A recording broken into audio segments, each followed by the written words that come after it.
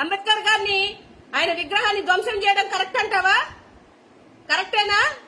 ఇది నీకు కరెక్ట్ అనిపిస్తే చెప్పు, నేను మాట్లాడతాను. మాట్లాడుతున్న టాపిక్ ఏంటి, మధ్యలో వచ్చి మాట్లాడేదేంటి? ఏం వదిలేదు. ఆ డోర్ డెలివరీ చేసిన చంపినోడిని ఏం వదిలేదు. అర్థమవుతుందా? ఈ ఒక్కటి చెప్పుకొని తిరుగుతున్నారు మీరు. జాతి విషయంలోకి ఎవడు మాట్లాడినా కూడా ఊరుకునే ప్రసక్తే లేదు. ఒళ్ళు దగ్గర పెట్టుకొని మెసేజ్లు పెట్టండి ఎవడైనా సరే. అంబేద్కర్ గారంటే నాకు ఒక్కదానికేనేంట్రా? నీకు కాదా అంబేద్కర్ గారు? నీకేం చేయలేదా? మీ నాయకులు చేశారా? మీ నాయకులు మా నాయకులు కాదు చేసింది, అంబేద్కర్ గారు చేశారు. రాష్ట్రంలో కాదు, ఈ ప్రపంచంలో ఉన్న ప్రతి ఒక్కడికి హక్కును కల్పించినటువంటి వ్యక్తి. అంత లెక్క జమ లేకుండా ఉందా అంబేద్కర్ గారు అంటే? కోడకల్లారా చెప్తున్నా, నేను లైవ్ లో ఉండే చెప్తున్నా. ఆయన జోలికొస్తే ఊరుకునే ప్రసక్తే లేదు. ఆయన అగౌరవపరిస్తే అంతకన్నా ఊరుకుండేది లేదు. చేతులు కట్టుకొని కూర్చున్నాం అనుకుంటున్నారా ఒక్కొక్కరు? మా జాతి అంటే విలువ లేదు, మా జాతి ఓట్లు కావాలి. అంబేద్కర్ గారంటే విలువ లేదు. ఆయనేమి దళితులకొక్కరికే చేశారనుకుంటున్నారా ఏంటి? ఇవాళ నా హక్కు హక్కు అని సించుకుంటున్నారు కదా అందరూ. ఆ హక్కును కల్పించిన వ్యక్తి అంబేద్కర్ గారు. ఇళ్లలో ఉండాల్సింది దేవుడి పటాలు కాదు, ఆయన పటం ఉండాలి. తెలుసుకోండి, తెలుసుకొని మాట్లాడండి, మెసేజ్లు పెట్టండి ఎవడైనా సరే. దేని మీద మనం ఇది చేయాలి, దేని మీద కక్ష చేసుకోవాలి అనేది మీ ఆలోచనని మట్టి బుర్రలా చదువుకోలేదా? ఎవరు చదువుకోలేదా? ఒకడేమో చెప్పులు దండేస్తాడు అంబేద్కర్ గారికి. అన్నం తింటున్నారా, గడ్డి తింటున్నారా?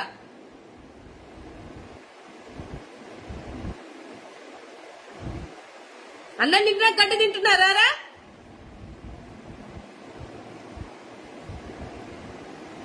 నా ఇంట్లో ఉందని అడుగుతున్నావా?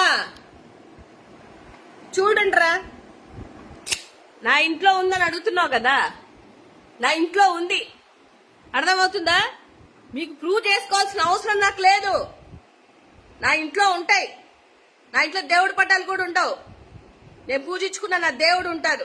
నా దేవుడి జోలికి వచ్చి ఎవడొచ్చినా కూడా చెప్తున్నాను, ఆయన అవమానిస్తే మాత్రం ఊరుకునే పరిస్థితి అయితే లేనే లేదు. ఏం తెలుసని మాట్లాడతారు?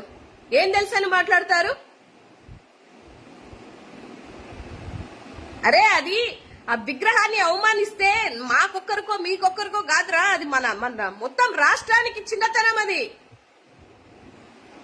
ఆలోచించండి కొంచెమైనా. ప్రతిదానికి లింకులు పెట్టుకుంటారేంటి అన్నిటికీ? చదువుకున్నారు కదా, చదువుకోలేదు ఎవడు?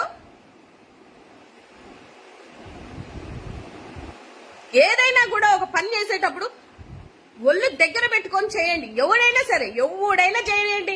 అది ఏంటిది, టీడీపీ, జనసేన, బీజేపీ, ఎవడైనా సరే.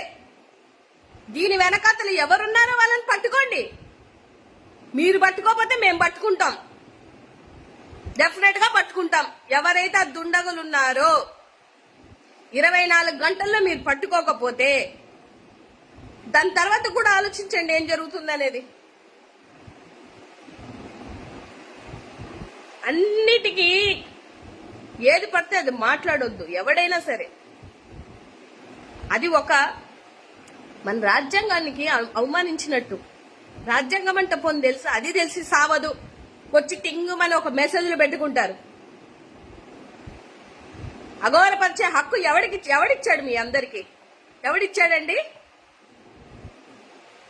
గుళ్ళ దేవుణ్ణి ఎవడన్నా పడగొడితే ఎంత బాధేస్తుంది? అలాగే మా దేవుడు, నా దేవుడే కాదు నీ దేవుడు కూడా. అది నువ్వు గ్రహించుకోలేకపోతున్నావు. అది ఈ విషయాన్ని అయితే నేను పూర్తిగా ఖండిస్తున్నాను. ఎట్టి పరిస్థితిలో ఎవరైతే ఆ కూల్చేశారో వాళ్ళని మాత్రం వదిలే ప్రసక్తి లేదు. దానికి డెఫినెట్ గా రాబో రోజుల్లో మీరు మూల్యం అయితే చెల్లించుకుంటారు.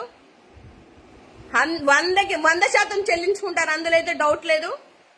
మా దేవుడి జోలికి వచ్చిన, మా దేవుడిని అవమానించిన డెఫినెట్ గా దానికి మూల్యం చెల్లించుకుంటారని ఈ సందర్భంగా తెలియజేస్తూ ఈ లైవ్ ని ఇంతటితో ముగిస్తున్నాను.